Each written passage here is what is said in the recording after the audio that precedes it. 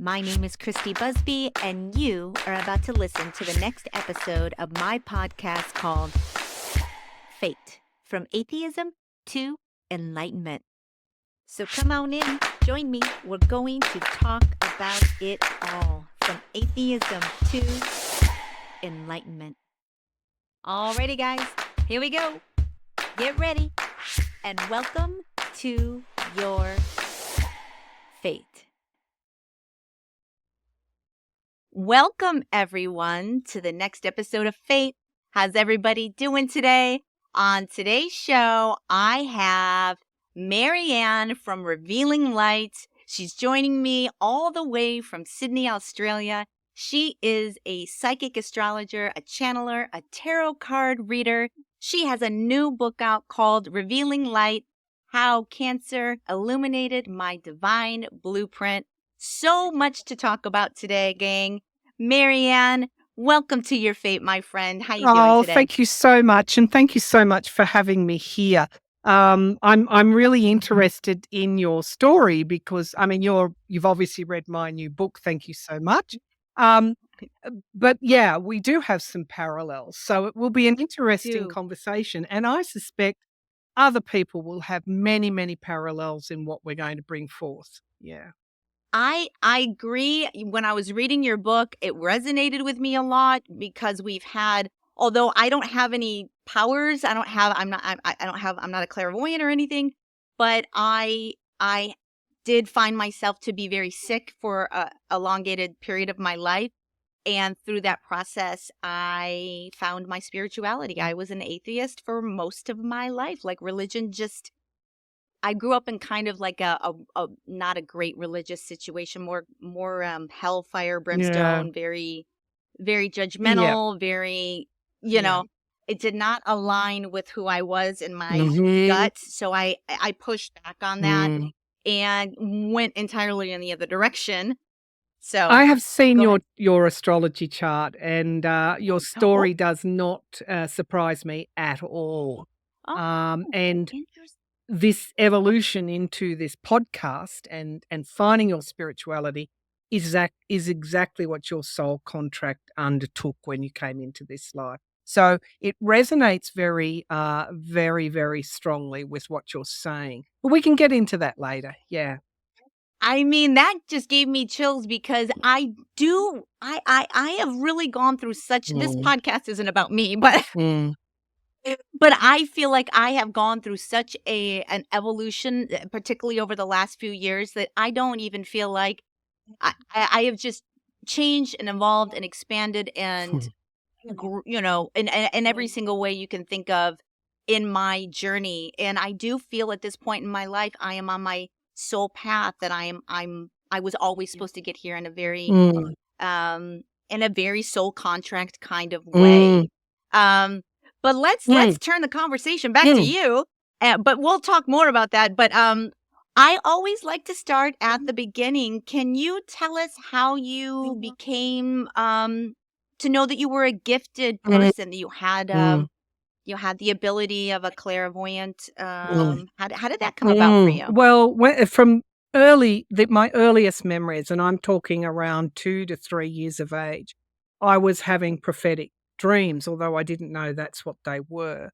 I was also having what I would call, I didn't know what it was, but images in my mind.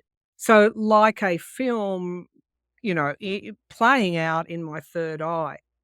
It's there all the time with me. It's not very far away. So it's right, the subconscious is right there that I can access. So that happened, but at school they told me, when I used to sort of say things, and then I am a writer, so I would write them down. And I remember one particular composition, we used to call them composition, which is a little one-pager writing thing in year 5, which is, I'm not sure what your equivalent is, but it's the first 5 years of school. So is it middle school where you are?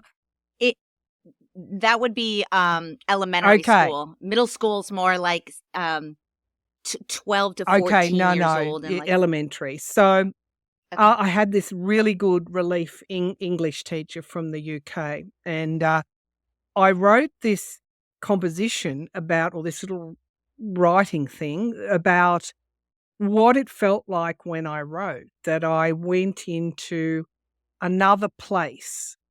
I described it as another place. And I said, um, from that other place, I mean, I just trusted the teacher. I loved her. Miss Ralph, her name was. I just loved her. And I wrote about what it feels like when I see these pictures. We all handed in our little one pages, and she called me up, Maryann, could you come up and see me? I thought, what's she's going on? And she said, this is what you've written. Is this what happens to you? Is this what, you know? And I said, yes, I go to another place. And from that moment on, I don't know what she was thinking, but before they would describe it as Maryann has a vivid imagination, that's what in a Catholic school they put it down to. But she just nurtured me. She opened up her own personal kids' library to me. I had a key to that. I became, I hate to say it, the teacher's pet, but she took me under her wing and she concentrated on getting me to write scripts, write little excerpts for plays, write everything. And she saw the benefit of bringing out the creativity. And whenever we go to the creative side of ourselves, we access the subconscious. And the subconscious is where we have our connections with spirit. It's not the conscious mind, the computer hard drive, it's the subconscious. And so she unlocked that. But what happened, because I was in a Catholic school and not a spiritual school, and because I didn't have um, access to shamans and clairvoyants and mediums, that part just got put down to being a writer. And so I kind of went through thinking of myself, my identity being the writer. Meantime, at home and growing up, I was still having the premonitions. I was still having the clairvoyant images. I was acutely sensitive. I was an empath. So people would come into the room and I would know, I'm not going to say know what they were thinking, but I certainly perceived what they were feeling. That made me very uncomfortable as a kid. And they knew you can't hide that, and that makes people feel uncomfortable. So I became what is it? A square peg in a round hole. I became that. Mm. And that was hard as a child to deal with because I had no mentors. The other thing that happened was I saw the outline of spirit. I've always seen that from a very early age. And that scared the living daylights out of me. So one of the things that happens when I make videos for YouTube is that we'll see orbs in this room. The viewers can see them. There are winged orbs, there are round orbs, there are all sorts of orbs. There are orbs coming out of my chest. There are orbs coming out of the tarot cards. On my website, for anyone that's interested, there's a little picture of a winged orb. If you go to the landing page, go hit the winged orb sort of little message thing on the front of the landing page, and that'll take you. And you can see it quite clearly. That is not an unusual thing. I will see spirit around this house all the time. And sometimes I see them in the corner of the room and then I'll tune in clairvoyantly and I'll know who it is. There's a lady with long dark hair, long not brown hair that is around me a lot. I suspect that's one of my passed over loved ones. My mother makes herself known to me. Her calling card is touching my hair. So I'll be reading or doing something on YouTube and then I'll feel the hand on the head. But what these orbs do is they allow people to see evidence of Right. the afterlife, of another dimension that is not 3D. And that then gives them faith that, I mean, you and I, because we've been through that, Catholic Process. fire and brimstone, original sin stuff, through to this far more gentler, evolutionary type, well, for me, evolutionary type of spirituality, where we get I get tangible tangible proof every day. Um, that's been the result of my cancer journey. But yeah, so getting back to the childhood stuff, I just buried it. And it wasn't until I was always interested in this stuff. I read Earth energy, I read about ley lines, I read about, you know, chakras of the earth, whatever the spiritual subject was, I read because I'm a learner. As a Sagittarius, I'm a learner. Um, but it wasn't until the actual cancer journey that I started to come into a full circle back to the beginning and understand who I was. And so there was that acceptance. There was, before I was fearful of it, I became less and less, the more competent I became in using that, because during the cancer years and healing years, I studied with a shaman, I studied with a medium, I studied with several astrologers. Um, and the medium that I studied with was actually getting readings from me during the during the mentoring sessions, which was lovely because I was happy to do that. Yeah, and the more I use it, the more honed it gets. And so it's a it's a powerful thing. It's certainly sometimes not a comfortable thing, but it is also a very healing thing for me. So to express who I am, and so cancer was Yeah. that trigger. I look at it; it took so much from me, but did it did wake me up. Um, yeah. That is the thing about an illness, and I've been through it myself. I've been through the ringer, and I've been up and down, and I'm still I feel sometimes that you're always in a state of healing. I feel sometimes like I don't know if I'll ever be fully healed from what I went through, and I kind of had an autoimmune thing, and it affected my brain, and like a lot. I went through a lot, and I think maybe I'll always be in some sort of path of healing, but is excruciating and hellish and terrible, and every single time I fall down and I don't think I can get back up, it always expands me in some way. I always learn something from it, and it really is a beautiful thing, and it's like almost looking at something that's super tragic and you don't wanna go through it, but there's beauty on the other side of it, Mm, in a way. mm. You don't see the beauty when you're going through No. it, you want to just not be here at all, and it's a struggle. It is only when you get on the other side and you look back at all the gifts that it gave you in a really weird way that you didn't see it. And that's my perspective. I mean, we have everybody has their own separate journey, but like it took me a few years to acknowledge, see that. But in a way, it it saved me in a way, Mm, mm, in a very strange way. Like I was kind of heading down a path where I don't I was definitely not awake. I was definitely much less compassionate. mm, It really has taught me an immense amount of empathy and compassion and loving myself. mm, And it opened up this whole nother world of consciousness, of exploring who we mm, are, of of really understanding the nature of reality, how it works. It is just it's been such an incredible journey for me. But I did notice when I was reading your book, as I was reading it, I was like, oh, she said she was like a clairvoyant when she was young, but then she doesn't really get into that aspect of herself really until you became ill. So my question, I guess, is this. During your journey mm, prior to your mm, cancer diagnosis, A, when did you stop being fearful of spirits or mm, anything? B, what was your relationship with religion and with spirituality? mm. Um, and those are my 2 questions. Okay. I don't have a C. Okay. So I've always, as I said, been sensitive, and as a writer, when you're using those creative things, but my world was the mainstream world. My world was working as a newspaper editor, the first female newspaper editor of a regional daily just outside of Sydney.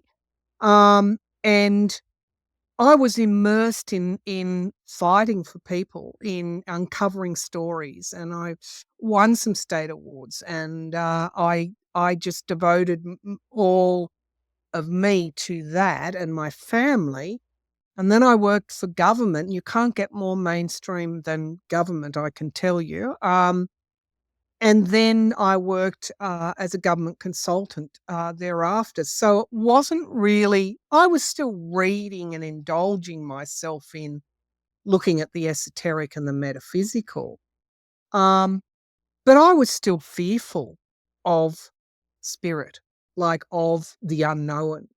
And it wasn't until I was diagnosed with cancer and you confront your mortality, and you would have too. It's a gut punch and it is a severe wake up. It's like you can't be asleep after that. If someone tells you if you don't have this radical surgery, because that's what I had, radical surgery, radical treatment, you will not live. And if we do all these things to you, there's a chance it could come back. So what are you going to do? Where are you going to go from there? The force of that, I still had children at school and I was the main breadwinner. So it was such a shock. And at the same time, my elder sister, who I was very close to, had been diagnosed with the same cancer in the same place, but at a later stage. And so, this whole death and destruction dogged me for about a decade. It was just Yep. one thing after the next, after the next, after the next. So when I was in that hellish landscape, I started to notice things around me because I was given no other choice. Where else was I going to look but to hope? And so whether I was walking, started, walking daily, um, whether it was in communication with others, because we think spiritual is an alone thing, but it's not. It's about connecting with others as well. And so it's finding the magic in the communication, which is where I think your thing is. But anyway, it is finding that with other people. And so the right people came to me at the right time. The heroes, the saviors, the people who went out on a limb for me, the physicians, the doctors, the nurses. I fell into a safety net of spiritual connection, but also spirit within other people. And Yes. I I guess that's where I went because I had no other place to go to. But what became abundantly clear to me was that um, I could and should be working more with spirit in a way that connected other people with their spirituality. And that's when I started really taking it seriously. So, really, I started during treatment studying with metaphysical practitioners because I knew without a doubt the wake up call was so strong that I knew that I could not go back to I tried for briefly 3 or 4 months to go back. It was disastrous, and I just said, "Okay, I hear you. I hear what you're telling me." And so the spiritual platforms were born, and then we get to the second part of the book and the third part of the book. So the first part of the book, I guess, for value for people who are undergoing real trauma, whether it's I Yes. had a viewer say to me, every time you say in the first part of the book, my cancer, when I was diagnosed with cancer, I substitute that for when I lost my son, when my son died. And she Yeah. said, and those things that you're saying are resonating with me. And so it is that trauma. How are we going to find our way through trauma? And I think I was in a place where it just stopped me. It stopped me in my tracks. It stopped all that conscious stuff. I no longer worked in mainstream workforce in high performing positions. It stopped me in my tracks. And I think when you are stopped in that way, you start to listen and you start to see in different ways because you're inner Yeah. reflecting. You're in a position of inner Yes. reflection. Yes. It is such a number one, you find out real quick that, you don't know everything in life and you start opening up to things. Like for me, I was kind of a little bit of arrogant. I thought I knew it all. And then when I got that sick and I was trying to strive to improve my health, I was I had to surrender to the fact that I uh needed to open myself up to things that I didn't necessarily subscribe to at the time, like energy healing, Yeah. like doing Reiki, Yeah. or I did some plant medicine like combo. And when I started opening up and stepping my toe in that spiritual community for healing, and then when it worked, I started understanding that there was so much more going on that I had no clue about, that uh illuminated me to the next journey in my life. And I do think that's the one thing about whether you're lost a loved one, you divorce, death, illness, trauma in general, I think really does put a lot of people in a place where they can allow themselves to seek more than what we just see in our everyday lives, if that makes sense. It really does open you wide up because you're just searching for anything to solve whatever you're going through there We in the world. we asked for meaning as to why this was happening, and we went on a discovery and we found it. And yeah, Reiki, I did Reiki 1 and 2 as well, and I used that so much on me in those healing days. Massively. I read and practiced everything that cancer sufferers who had cured themselves through various other modalities. I practiced, meditation daily. I through the full force of my personality at healing. And after I finished radiation, because I was meditating, I don't know if you've heard of Ian Gawler, but he is a cancer survivor, wrote a best-selling worldwide book. It's a while ago now. I think he wrote in the 80s. But he used a particular meditation technique daily. I used that technique, and when I went to look at the pathology post-radiation, they said it's only microscopic. We couldn't find any tumor there. There was only microscopic cells left. So there'd been almost a remission. Yes, the radiation was brutal and powerful, but I had combined it with this other stuff as well. My sister had the same. No, I shouldn't say that. She didn't use these other modalities. Her cancer was at a later stage than me. But not everyone has, suffice to say, as good a result from that treatment as what I got. And yeah. I do think that healing is definitely physical, but I don't think we pay enough attention to the spiritual aspect of healing, the energetic aspect of healing your body. And that is that's a piece of the puzzle that I think that is missing in Western, and a lot of what Western medicine is that we are energetic beings. And that if you're not only taking care of the physical biological part of us, you need to incorporate meditation, breathing, breath work, Reiki.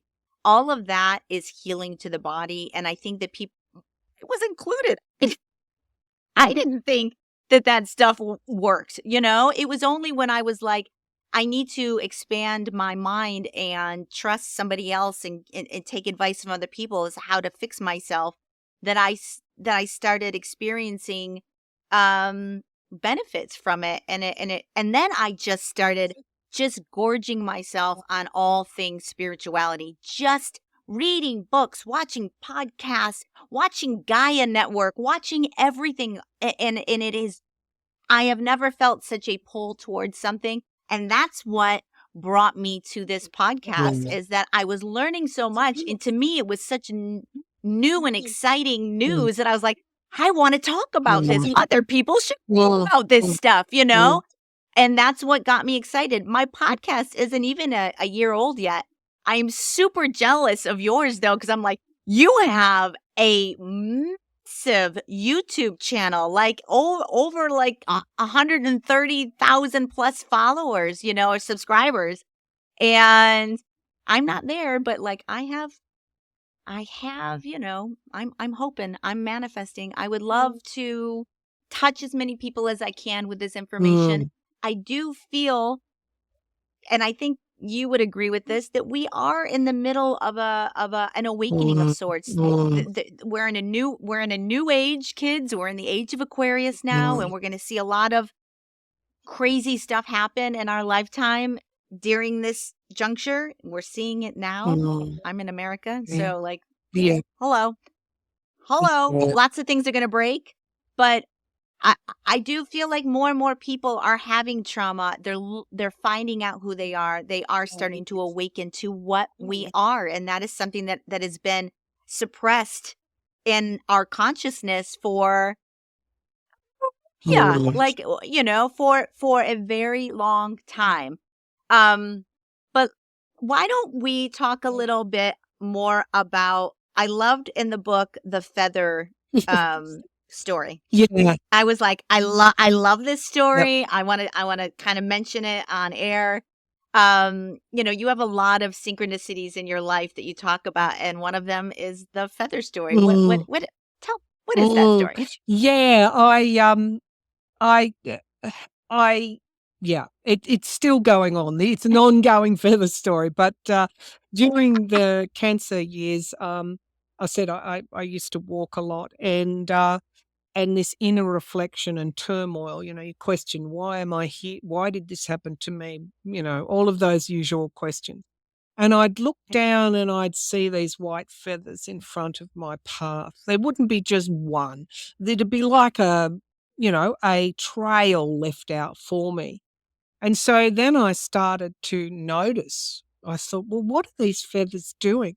And I was in a meditation group at the time, and my meditation teacher rang me and said, I have a white feather here for you, Maryann. And, she said, "Come pick it up." And I kind of thought, "Okay, now I'm starting to notice." My husband is very much almost an atheist, almost, not quite, but almost. And, I Ooh. used to tell him about these white feathers. We did the daily trek to Campbelltown, which is a 3-hour round drive for us for radiation daily for 7 weeks, and he would drive me down and I was telling him about the feathers, and he's such a skeptic. He'd say, "Oh, you just want to see them." As soon as he finished that sentence, a white feather came out of the air and hit the car windscreen. And I just looked at him and I said, "See?" He said, "Nothing else. Nothing else after that." Exactly. So it was really interesting, yeah. When I ride my e-bike daily, I do 10 Ks, and, we have now a lot of white cockatoos. They're called corellas here, but they're a white cockatoo. They're actually an albino galah, but anyway, I had one growing up, and I didn't these are new connections I'm making, and he was given to me by my aunt, and, he stayed with us. I think he only died maybe a decade ago, so he was there right through my life. And I'm riding along on my e-bike, and I always see the 2 cockies, and I always think of my parents when I see them, and they always fly straight over my head. And I took another route, and I went down, and I kinda stopped because I felt there's something shadowing the sun. And I looked up, and there was the white cockatoo in front of the sun, in the one place, staying there. I looked up and it was just there, stationary, like it was moving its wings. And so all this light was coming around it Oh, and it was an unmistakable thing. yes, They don't yes, do that. yes, They're skittish, they yes. yell all the time, they fly here, they fly there. I've never seen one stationary like that before. No, And so no. now it's a lovely thing. Yeah. I mean, I've had a couple of crazy, mystical happenings since I've started meditating and kind of being in this Yes. spiritual zone, and Yes. things have started. I mean, some of them I'm not at the point where I feel super confident though talking about it. Like I did do one show a few weeks, I was at the beginning of the year actually.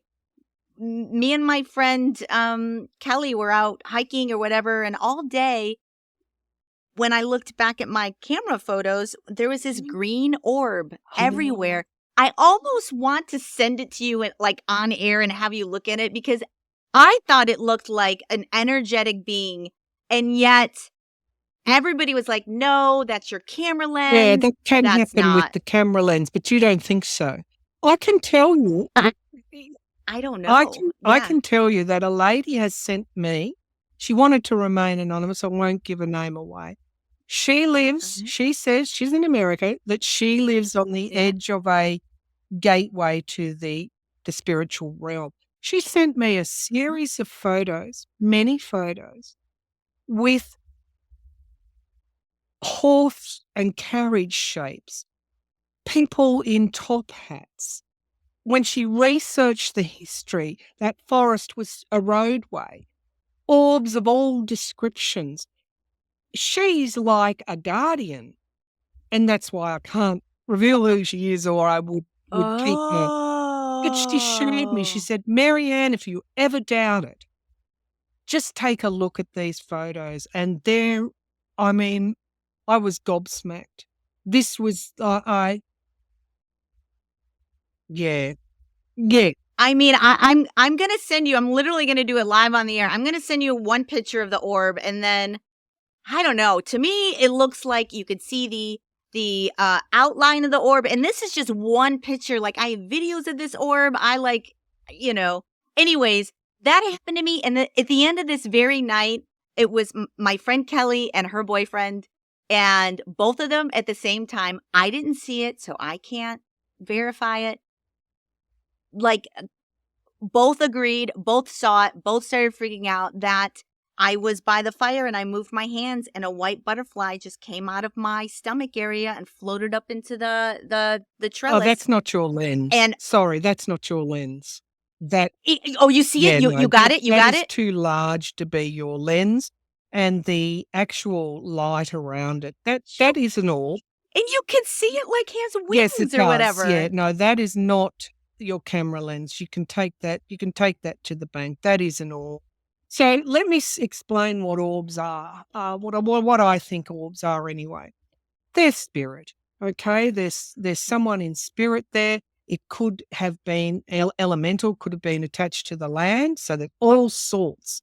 The spiritual realm is very, very diverse. I get winged orbs. I mean, closest thing to fairies. My grandmother was Irish. This sort of thing could have been an earth, something to do with the earth, an elemental. The other, I guess, manifestation is passed over loved ones. And so a lot of my orbs, where you see them behind me, are my family in spirit. And it can be also spirits attached to this land that I live on. Um, it's yeah. So there's a wide ranging explanation for orbs, but they are spirit. They are spirit. It's kind of miraculous once you start tapping into your own Mhm. spirituality and kind of like really magical things start Mm. happening to you that that are almost like makes me feel like I'm on my right Yeah. path, that Oh, like, oh, yeah. okay, I'm supposed to be doing Yep. this, I'm going to keep Yep. going, it when you open up to spirituality, it is really remarkable how magical your life Magic. Yeah. magic, Magic how happens. magical it really Mm. is.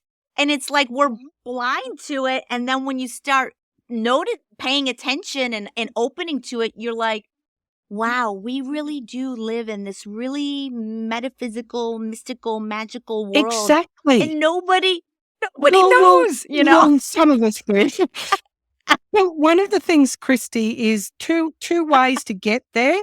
Two is meditation, and I would wager that since you've been meditating, you've opened some kind of thing up within yourself, and creative pursuits. So two ways can bring you closer to the spiritual realm.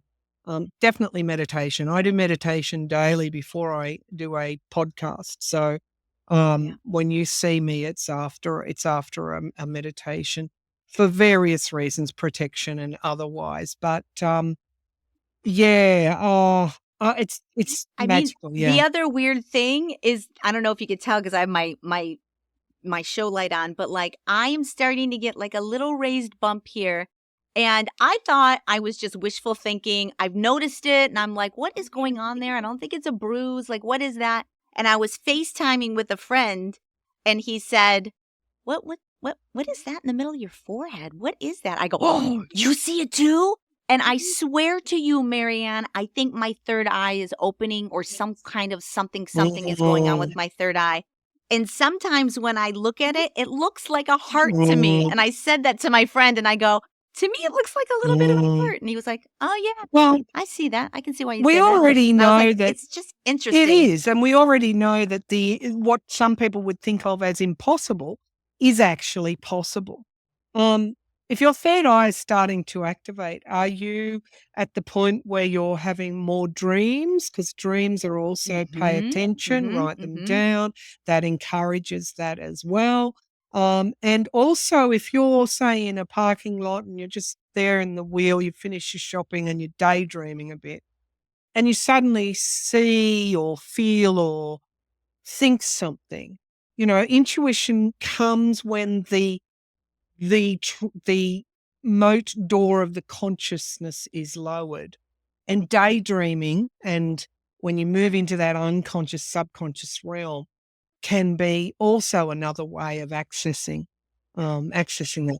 I 100%. And I am having, I, I do listen to my intuition way more than I ever have in my life. I really have.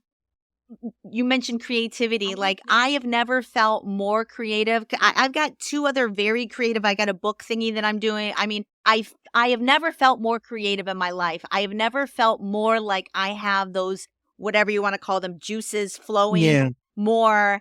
And I'm not scared now to act on Yes. And that's anything. the thing. That's the That thing. is the Yeah. thing. Like all of a sudden I have an idea and I'm like, well, this guess is a great idea. I'm just going to do that. Mm. You lose your Mm-hmm. fear to, and you just do. It's weird. Mm-hmm. It's weird, but Mm. you lose there's no fear of you trying or doing something because in my personal belief system right now is that it is all about belief. Like it's true what they used to say, whether you can believe it or that you can do it or not, you're right. Mm. Mm. And a lot of what happens to us on our exterior reality is based on our own belief Yes. systems. We like tell our own story through our emotions and they show up out there in our outer Mm. world in a really weird, magical way, Mm. you know? Mm. I do you think we're in the realm of like the great awakening? I do feel like more Yeah. people are doing it, and Yeah. realizing. Hardship will always bring you to a point, or adversity, or real, not just it'll last a day and then it goes away and you're back to your normal life. But real adversity and hardship will always force you to look at other ways, because it comes down to survival in a way, thriving, survival, and then thriving as much as you can. And this great awakening, well, a couple of years ago, they said, well, we're going to go from third D to 5D, and we're going to split off and separate timelines and all of that. I can give you a rational, logical explanation for why that has happened now, because we've been forced. It's growth and evolution brings us to a higher way of looking at things, a spiritual evolution. And so I think through great adversity, look at what's happened to us. We had COVID in 2019-20. We had worldwide recession, supply chain shortages. Our lives were turned upside down, enforced isolation. Everyone confronted their mortality because you were just two steps away from running into the person who had COVID prior to the vaccines being developed. It just woke everybody up. And then after that, we dealt with a world that was pushing boundaries and invading sovereign countries, and there was war, and we then had to we still are having to confront the possibility of a world war with all these these conflicts. And then what's happening in your country, my God, it's so many things are breaking, as you say. So there's this, are we waking up? Yes, we are. Is it this feel good, feathery, lovey-dovey, we're just going to ascend type stuff? No. We are evolving. We have been pushed into through events, through circumstances, through change, through breaking things down, things breaking apart. We have been forced into an evolution. What I see in your country, because again, you're a part of our world, is now people are mobilizing. If they don't like something, they mobilize. But there's also the opposite side of stuff and coming back to whole. I don't agree with everything that my friends say or do, or my family, but we are forced into negotiation and compassion and empathy as well. And so the evolution isn't just, my political side won. Evolution is about coming together. Evolution is about understanding where someone else is coming from. Thankfully, I've evolved a lot. I used to be a real hothead. Maybe that's the Sagittarius stuff in me, but I am far more compassionate now to someone who doesn't believe the same things I believe. I go, okay, what has caused that belief? Why is someone thinking like that? Yeah. I also like to say, like to think, it feels like everyone is looking through a different set of eyeballs in a way. Like we all don't see the same exact thing. So I try to keep that in mind. And we are a lot alike, Maryann, because I used to be super harsh as well. And I am a so much more kind, gentler version of myself. And that goes back, rounding back to a lot of beautiful things can come out of an ugly situation. One of the things that I'm going to start talking about on this show is right now I see a lot of fear happening, particularly in my country, about what's going on because so much is happening it's happening rapidly. And I'm in LA, so I already had a nice big full dose of fear at the beginning of the year because we had those crazy fires. I've never had an alarm on my phone where somebody was telling me to evacuate. Like that is the most bizarre feeling. And then you look around and you're like, I don't know what to take. It's just been a bizarre year from the get-go, like straight out of the gate. But I do think that I am trying to approach it with the least amount of fear as possible because I just don't think fear serves us collectively, consciously, because I think it promotes more of the same. If you know what, like more of that lower vibrational energy in our consciousness is only going to bring more bad juju, more bad vibes, more bad outcomes in a way. Yeah, I don't you're know. absolutely right. I mean, we're human beings, so we do react and we do get triggered. But if we get triggered by everything that's coming at us at this time, we're not going to survive the next 4 years. It's not. It's just. It's funny, coming back to the harsh, judgmental stuff. Really, your ego gets knocked around, doesn't it? With illness, it gets reduced. Yes. It gets ripped out of you, turned around, spit out, stomped on. When you lose everything, your ego gets put back in order. You get real humble real quick. You do. But when we're like that, we're not being kind. If we're not being kind to others or compassionate to others, it's a reflection on our lack of nurturing of ourselves. Yeah. I agree. And that again is another lesson that I talk about in the book. And I think how to manage this current adversity is to really self-nurture. Now, a lot of my viewers just switch off from the mayhem, and that's a good thing.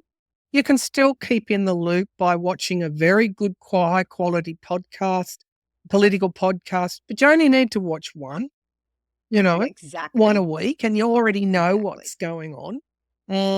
But really understanding that your space is your home, your garden, your house, your family, your community. Don't get in front of Yeah. yourself. My sister used to say to me, don't, one step at a time, don't get in front of yourself. So you really have to try and bring yourself back to the present moment in Yeah. adversity, Yeah. because again, that's survivorship. You need to be It is. nurturing yourself. And so, if people finding themselves fearful, it's not ignoring the adversity. It's just bring yourself back to your own space, your own ground, your own community, and stop tuning in for a little while. Yeah, And stop giving your power away to circumstances that you don't have any ability to change in that moment. that's it. You Yeah. really end up giving your power away to fear and to, you know, there I am trying to stay informed, but I am not allowing my emotions to run away with anything that's happening on the telly at that Yeah. time. I'm staying right here in the Yeah. moment, and right here in the moment I'm doing just fine. Everything is These okay. are all, And I try. yeah, these are all techniques you and I use to get through our illness. It's exactly Yeah. right. That I would not wish illness on anyone. I really wouldn't. It's a extremely difficult journey, especially when you're losing the ability to maintain a normal day to day. When your freedoms are taken away, with your ability to function is taken away, when you don't know if you're ever going to get normal back, when you think you might Yeah. die. Like, there's so many things. But there's so many. This is gonna seem weird, but there's so many reasons why I'm grateful that I went through what I went through. I have a lot of gratitude. It was a gift in a very bizarre, strange, twisted way that taught me so much about myself. It taught me about who I want to be. Mm. And it opened me up to a world that I didn't even know existed, that alone is just continues to unfold in these magical ways that I'm still in the middle of. Yeah. It's still revealing. Yeah. Revealing light. That's exactly what's happening to me. Yeah.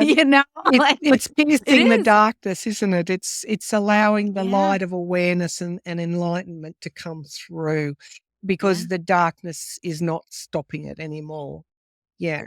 It's that going through a dark night of the soul of Yeah. sorts, like, it really is making you confront all of your demons, making you confront your lack of love for Yeah. yourself, your lack of Yeah. self-worth, who are you? I mean, it is just a terrible, beautiful journey, It if is. if Yeah. that, It is. And it's it, interesting. I used to beat myself up because once self-awareness and awareness, more widespread awareness came through, I used to think, well, why did I have to get sick to get to that place? If only.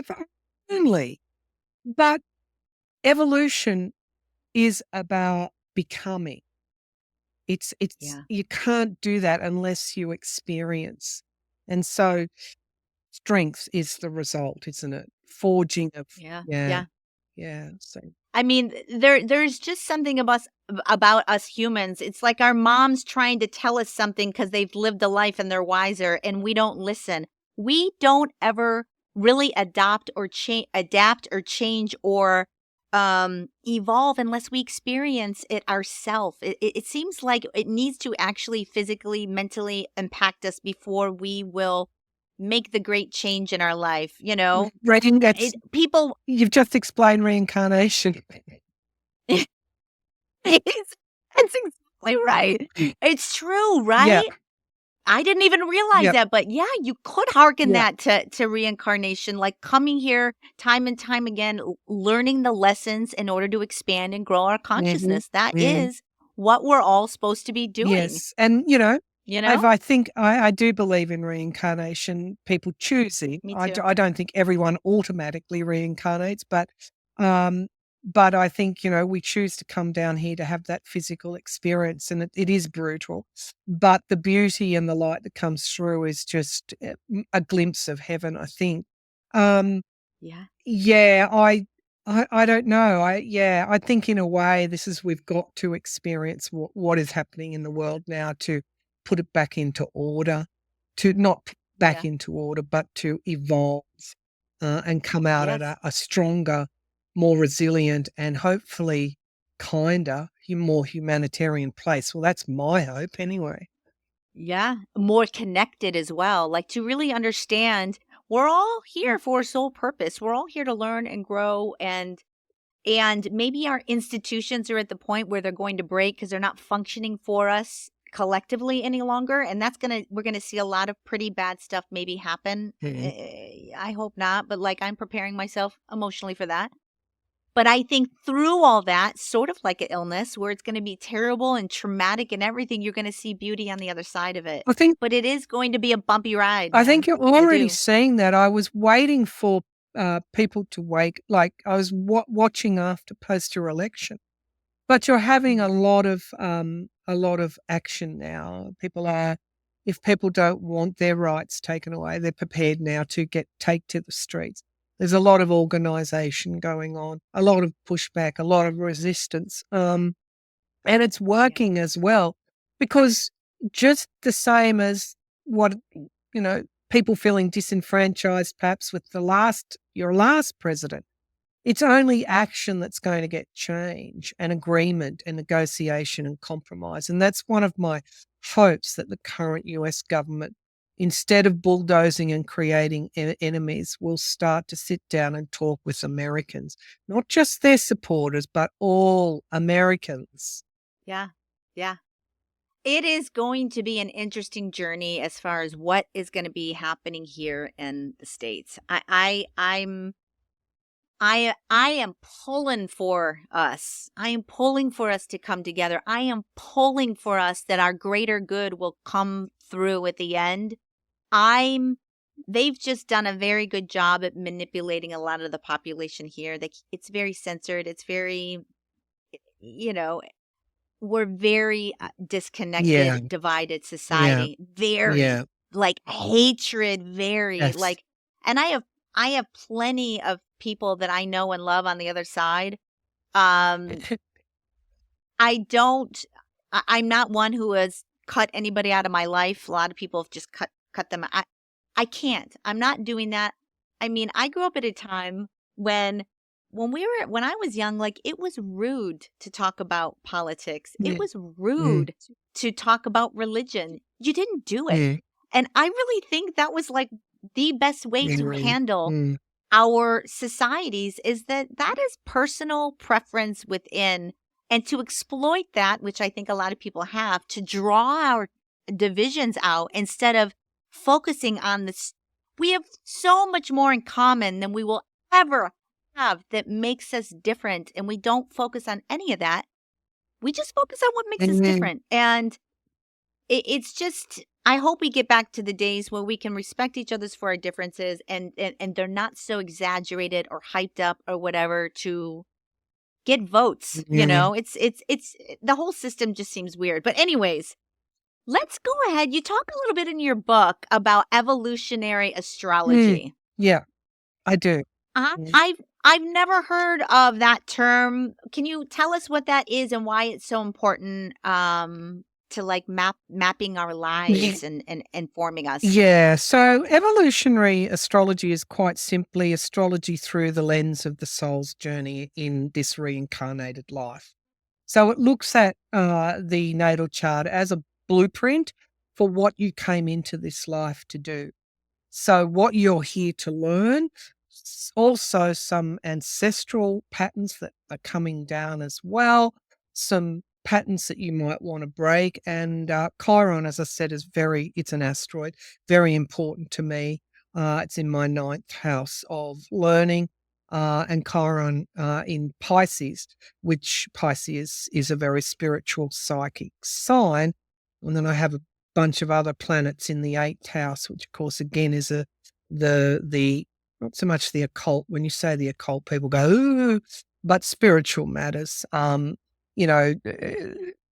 Things like shamanism but death and transformation and reinvention. So that eighth house is very important. Sagittarius is also another highly spiritual sign, psychic sign. They're Pisces and Sagittarius, both ruled by Jupiter. I won't get into too much detail. Evolutionary astrology can tell us where our greatest lessons lie and why things are happening to us in the way that they have, and make sense out of chaos even, but also give you a little bit of a heads up about whether you are fulfilling your life purpose in this life, or whether you're utilizing even what you've brought in, the knowledge and awareness you've brought into this life. Sometimes that remains closed to us, and then the awareness brings all that knowledge back.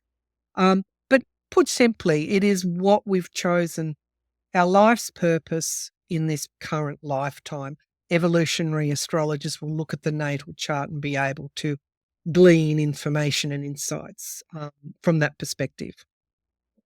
You say that the Chiron is your Achilles heel. Mm, mm, What does that mean exactly? Like, that's good. yeah. What do you mean? It's the thing that can make you or break you in life in a way, Yeah, or like, it's Chiron was the okay. Chiron was the centaur that was rejected by both his parents. His father Kronos raped his mother, a nymph, and he came out as a centaur, and both of them rejected him. So he learnt that rejection from birth. Later on in his life, he was hit with a poisoned arrow from Hercules, and it was a wound that never healed because he was half god. He couldn't heal his human wound. And so Chiron became known as the wounded healer. So he is both the wounded, but also the healer as well. Once he was rejected by his parents, he was taken under the wing by Apollo, the god of love, and nurtured. And Chiron then became a physician, a very wise um, uh, person that could, or centaur, I guess, that could heal. He went into the healing arts. But he always had these wounds, these mortal wounds, himself. And so that's where that compassion developed. He had tremendous compassion and wisdom. So it is around the patterns, those wound patterns that develop sometimes from previous lives, sometimes from this early life as well. And we focus on, evolutionary astrologers focus on Pluto, the god of the underworld, the deep dark, the things buried in the chest at the bottom of the sea, in a cave, and the chest is closed, and it's about opening that up and looking at where your wounds are, and you can't begin that healing process until you know that, and then moving on that healing journey. So in that ninth house, I became very analytical. I studied, got two degrees and a postgraduate diploma. So I was very much in the learning, but orthodox learning. And Chiron in my ninth house showed me that there was another way of learning, another spiritual matters to study, and to become just as learned in that respect Mhm. as what I was in an orthodox respect. So I think it is opposing my third house, which is the communication house. So in a way, you can look at it and you can say, well, she learned, and she studied, and she brought forth, and she's now giving that back through her podcast. That's in her divine blueprint. So I can look at that and I Mm. can see that. I do have your chart, Christy, and you do have Chiron in Aries in the sixth house. So sixth house, it's okay. It's all right. It's all right. I'm a little No, nervous. it's okay. It's I've got planets in the sixth house too. The sixth house can be health, ill health, can also be public service and career. And Chiron in Aries would suggest that Aries is the sign of identity, self-awareness, becoming who you were meant to be. Arians are on a journey to do that. But it would suggest with Chiron there in your sixth house that there was, going back to your early life, some difficulties around you expressing yourself, being who you are, like almost being dampened down in a fairly. I won't go too far, but this has probably been a lifelong thing for you. But it was always going to happen. It was always going to happen because you too have Jupiter and Venus and the North Node. Well, you have the North Node in your third house. So this communication that you're doing, you would have already, I don't know anything about your previous life, but you were already been a good communicator in a mainstream life. Okay. So we bring these skills to this spiritual work that we're doing right now.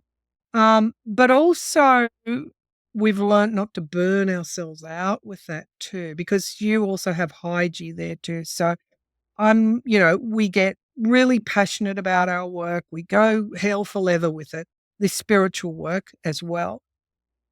We need to be careful. We need to pace ourselves. We need to make sure that the energy is there's enough energy there for ourselves. Yeah, so I see your Chiron is there in your sixth house in Aries because you needed to learn about your own identity and express, more importantly, to express that identity, express who you are. Now, how did that go? That went perfectly well. I mean, at the end of the day, I think that through my journey of who I was, which that's basically what I do for a living is communicate. I work in film and TV in my prior life, and I am the orchestrator of There you the go. show. Like, I tell everybody what they're doing, Yeah. what time they're doing. Yeah. I tell everybody where to be there. Like, I am the communicator hub of, so that was spot on.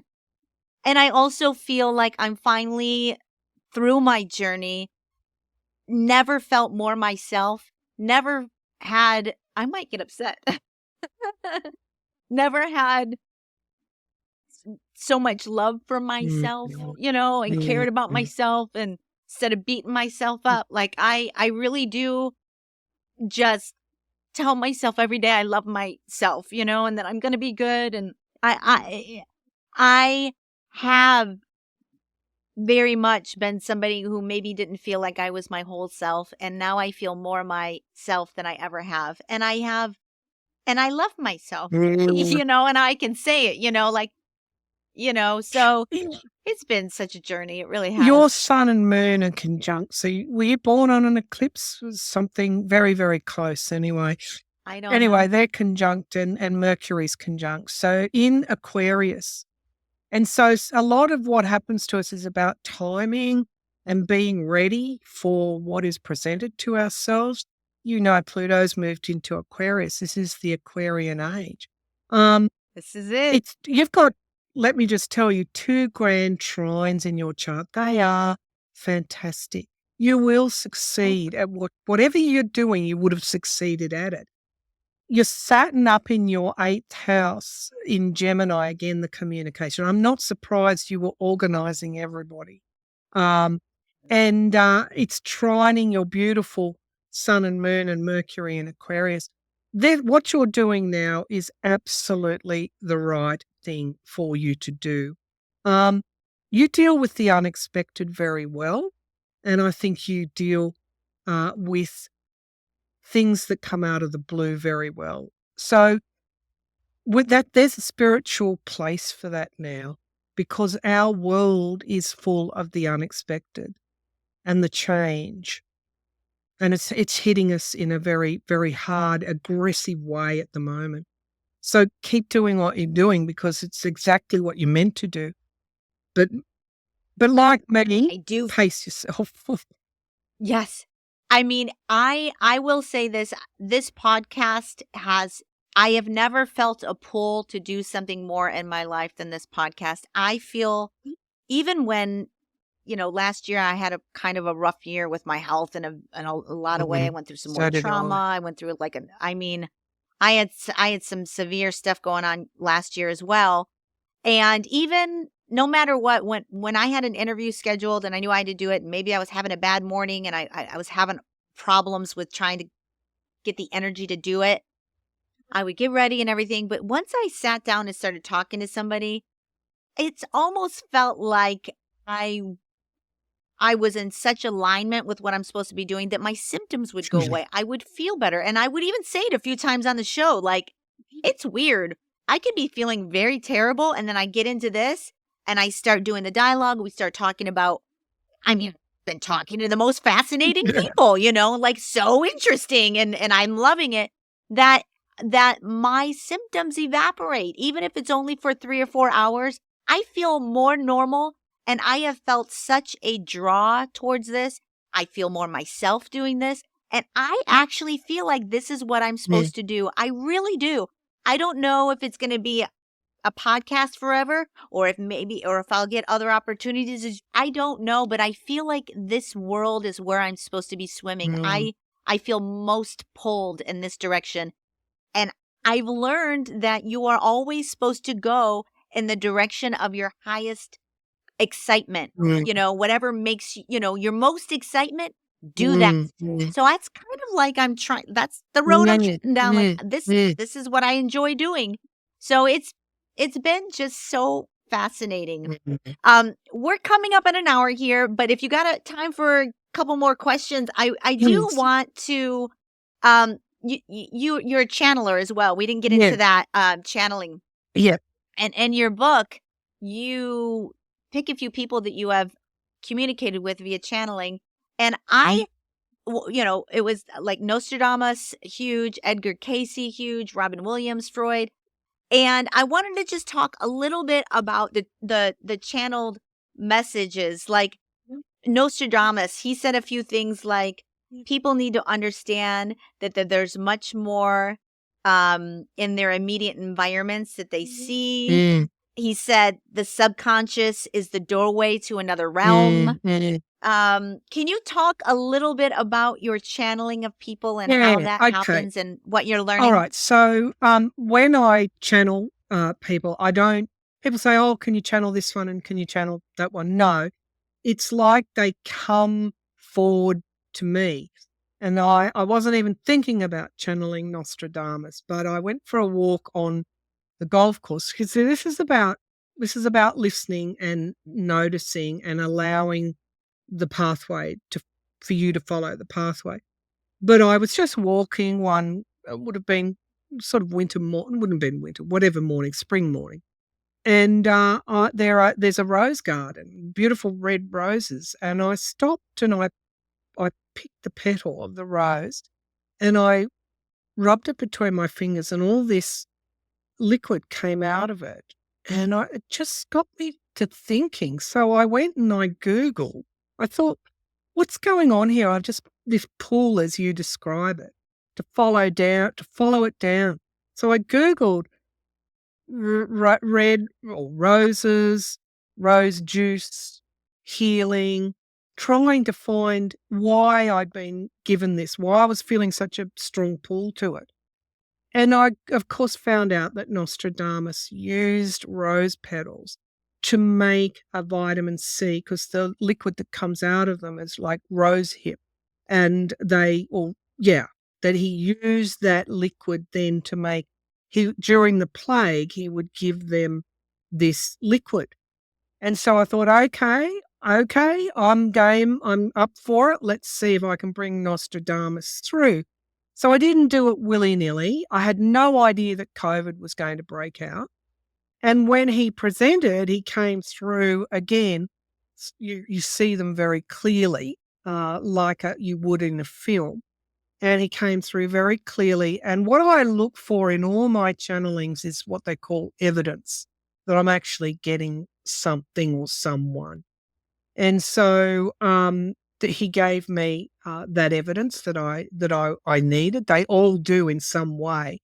I go back after the channeling and I Google, did James Dean have a loft in the country? Because that's what he was showing me. And sure enough, it was his retreat that he went to. And I described it perfectly. Robin Williams, was he obviously a runner, but I saw him running down the road to a farmhouse where an elderly woman was ringing a dinner bell. So then I Googled that, and sure enough, that's what his grandmother used to do, and he'd run down the driveway. So I look constantly. Edgar Casey, when I was channeling him, I said I knew not much about Edgar Casey. All I do is look at their. I knew he was a healer, knew he was the sleeping prophet, but no details, no details. And I got very strongly. I saw the light being. It was like a bridge, and she. I don't know why it was a she, but a feminine energy came across the light bridge to him, a being of light. And that's what gave him that information. Sure enough, I Googled it after the channeling. When he was asked how he gets this information, he says a being of light would come to him and give it to him. So there's all these, I've got a good analytical brain, but this intuition stuff, I don't want it just to be, oh, yeah, she's saying she's talking about to Nostradamus. I want evidence there that I have been talking to him. The other thing that he gave me, getting back to his channeling, I saw him very, very, very clearly. He came forward. He took me to his stone house. It was stone, and he took me to a garden where they'd fashioned garden furniture out of stone, and we sat there and we spoke.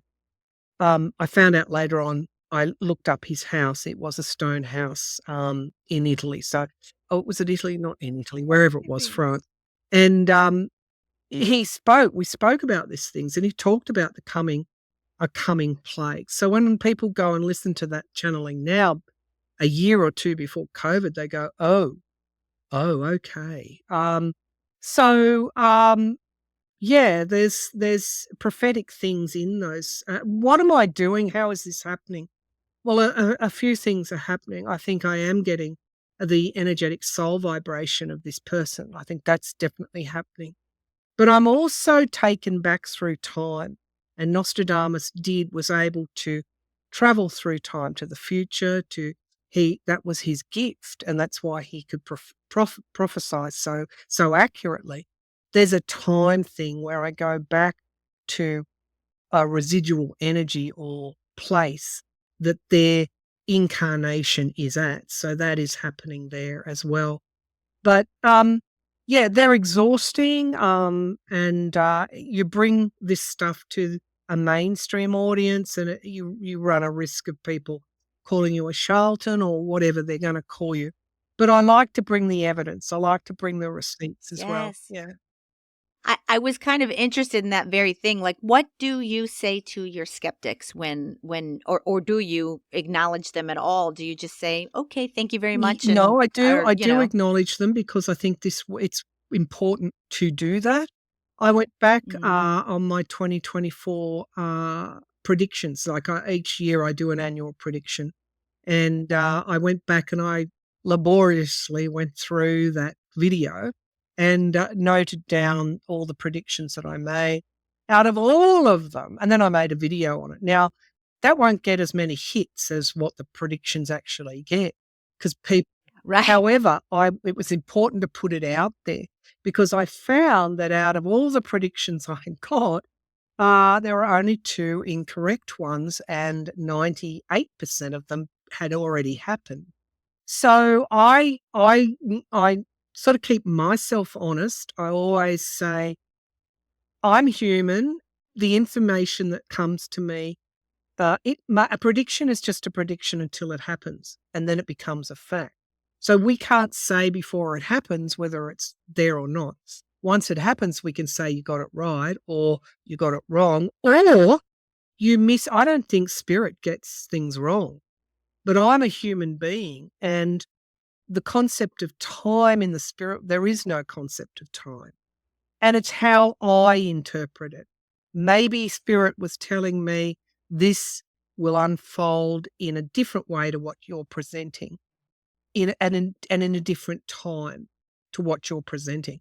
But at the time, whether it's my human ego or my human flaws will get in the way of that information. But by and large, I'm more often right than wrong. And that's enough for me. In my 2025 predictions, 2 days before the South Korean plane, crash. I predicted that. And so when people see that happening in real time, they go, oh my God, the Yeah. plane, she said, not in midair, on the runway, the plane breaking. Oh my God, and that's not to say, oh, I'm really good or whatever. It's to say that spirit will give you information prior to an event. If you're listening carefully, you can Yeah. pick up on it. And I guess I've always been a really good listener, spiritual listener, from the time that I was little. And in fact, when I was going through my illness clairaudiently, my father was yelling my name in the middle of the night. He's passed over. And I'd sit bolt right upright because someone was yelling, Maryann, Maryann. I hadn't been diagnosed then. The cancer was there and I didn't know about it. So Oh, yeah, there's also a thing with listening as well. It's really important to listen and see the things that aren't obvious. So again, the more you do it, the more highly tuned you become. But yeah, yeah, I'm really hoping that as I continue down my journey, and maybe my third eye is starting to open, and maybe I am going to start. The one thing that I truly do all the time now is I find myself sitting in silence a lot mm, because I used to turn on the TV or I turn on the radio or I'd yeah, listen to a podcast. And now my morning routine does not involve any of that. It involves getting a cup of coffee, going out on my porch and sitting down, talking about what I want to experience that day, thinking good thoughts and listening and being in silence and just kind of being still.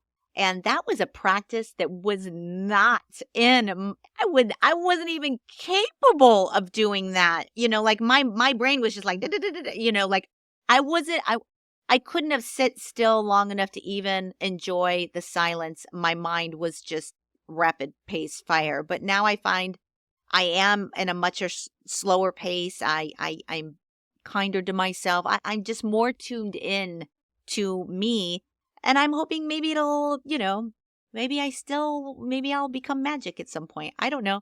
I'm, let's see what happens. well, Um, daily meditation is one way to get there, and so you're doing the right thing.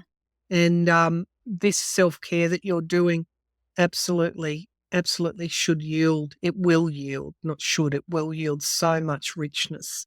So mm, I'm excited about the future as much. As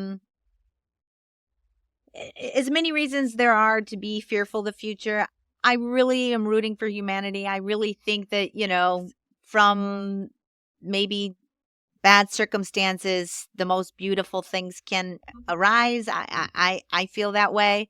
And so I don't look at all the disruptions and the chaos as necessarily being terrible. I look at it as, things need to break before they can be rebuilt or rethought or reimagined. And I think we're going to be seeing the breaking of some things so we can build something new, better, stronger, more aligned, more spiritual. I do think that there is going to, out of all this hate, is going to come a lot of love. there has to be.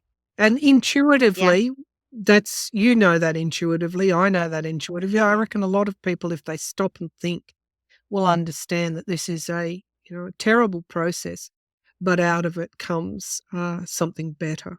Yeah, Yep. Yep. that's Yep. the way Yep. life is. Um, it is. All right, last question, and it can be a short one because I know I've kept you over our time, but like, are we going to be okay, Maryann? Do you have any big predictions for 2025 for this show that you can say, hey, you know what? This great thing's going to happen out of all this? Or how do you feel about the future being the magical person you are? What we're seeing is guardrails falling right across the world, and obviously the worst coming through in various places, and that is messing with our stability and also our humanness. We're confronting AI and the rise of tech. This is Pluto in Aquarius that you're seeing right now. It's not all wonderful. It's not a return to the 60s. Um, are we going to be okay? We have, if I look at the astrology chart, Mars is opposing Pluto at the moment. So the god of war opposing the god of the underworld. People are pushing back for what they want. People are becoming more resilient in adversity. And I think it will result in a more equal world, like a fairer kind of world, which would address the all political sides of the spectrum, would be fairness, equality, and making sure that everybody gets what they need. I Yeah. think it's the end also. In time, it'll be the end of the oligarchy. I think that that's being exposed and that will end. One prediction, I think that the ADF in Germany um, will it will make a gain, but it won't be elected as the government. Okay, so it's going to be kept out in Germany. And what is happening in your country, unfortunately, is inspiring the world to say we don't want that chaos because it's Yeah. not sustainable.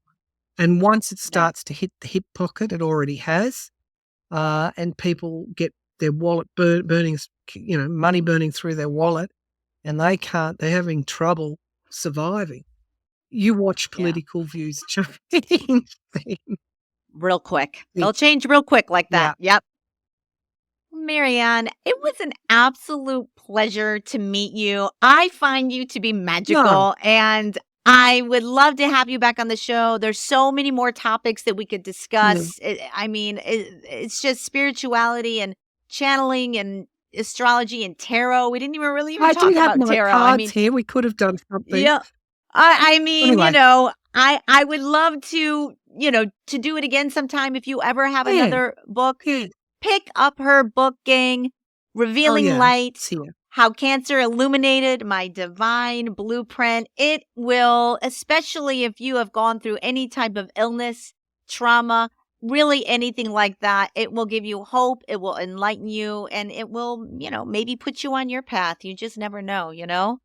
Um, on that, ladies and gentlemen, we will see you next week on Fate from Atheism to Enlightenment. Thank you so much, Maryann from Revealing Light. Check out her YouTube channel. It's amazing. It's called Revealing Light Tarot. She's got tons of subscribers, so make sure you check her out on YouTube as well. And we'll see you next week. Thank Thank you, you. Bye Maryann. for now. And that is a wrap on this episode of Fate from Atheism to Enlightenment. I want to thank Maryann Weston for coming on the show and telling her story. I found her to be absolutely magical. We aligned on so many things. Even after the show, we stayed on and we chatted for like an hour, and our energies are aligned. We have a lot in common. I really hope she gets the chance to come back on the show at some point. I'd love to talk to her again. Pick up her book, ladies and gentlemen. It is called Revealing Light, How Cancer Illuminated My Divine Blueprint. And if you are going through an illness, a death, a divorce, anything like that, I would highly recommend you picking up this book. It is a great source of inspiration, um, a sense of support in that, particularly if you're feeling alone in your traumatic event that you're experiencing currently. Go ahead, pick up her book. She will shed some light on you, give you some techniques, let you know you're not alone, all of those things. She really is talented, truly gifted.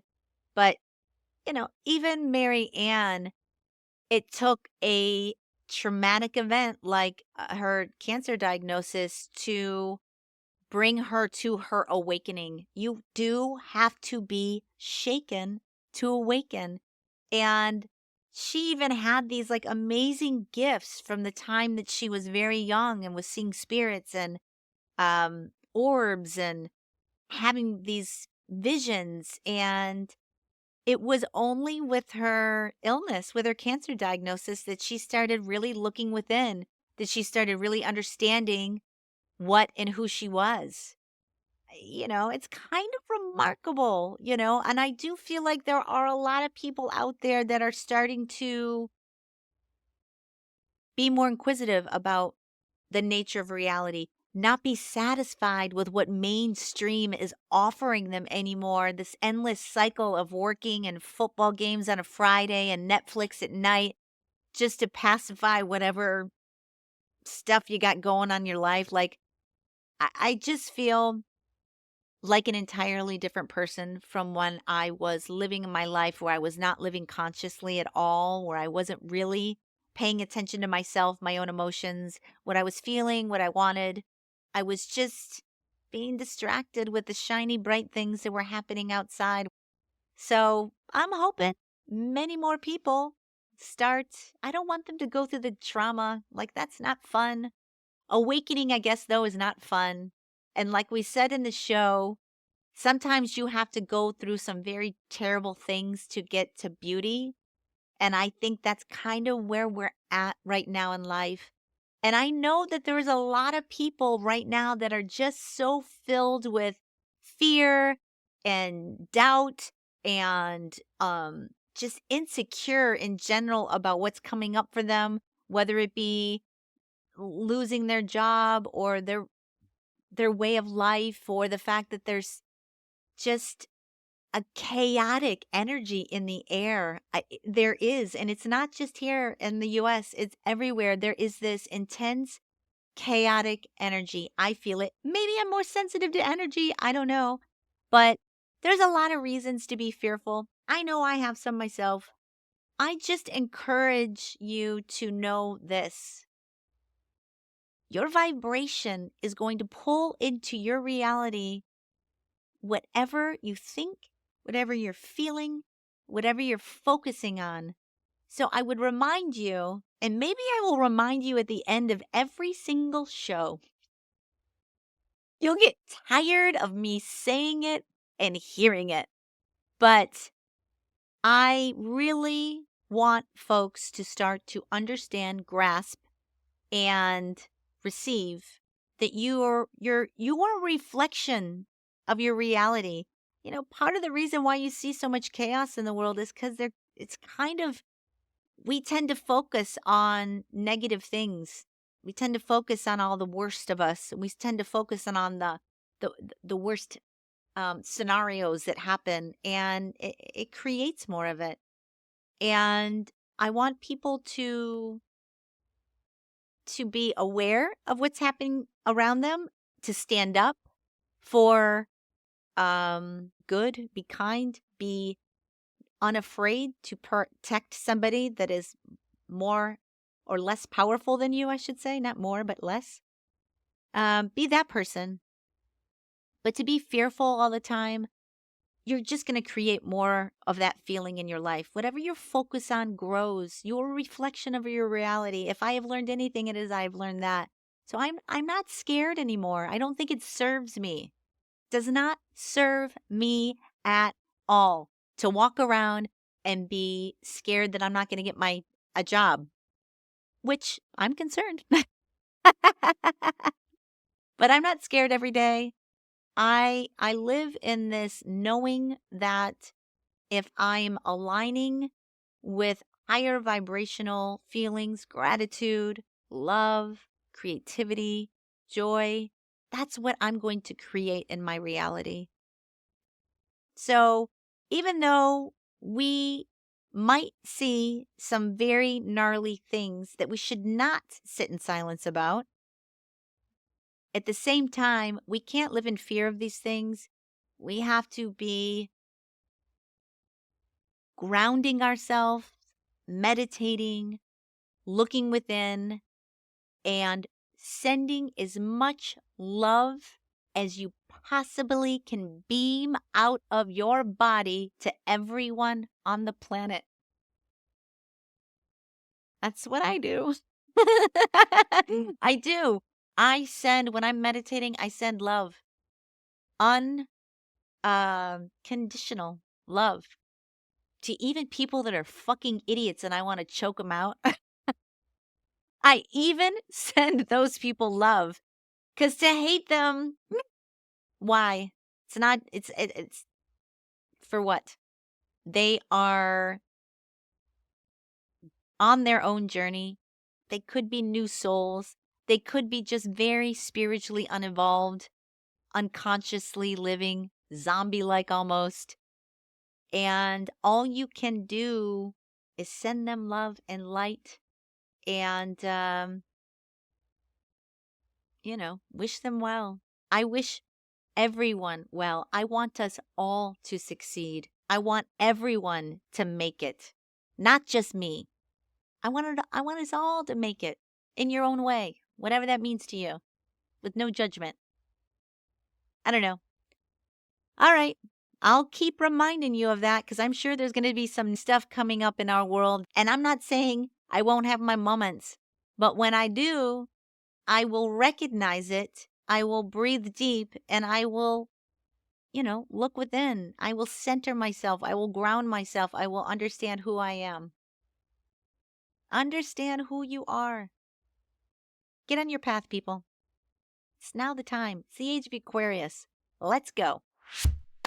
All righty, gang. With that, I'm going to leave it there.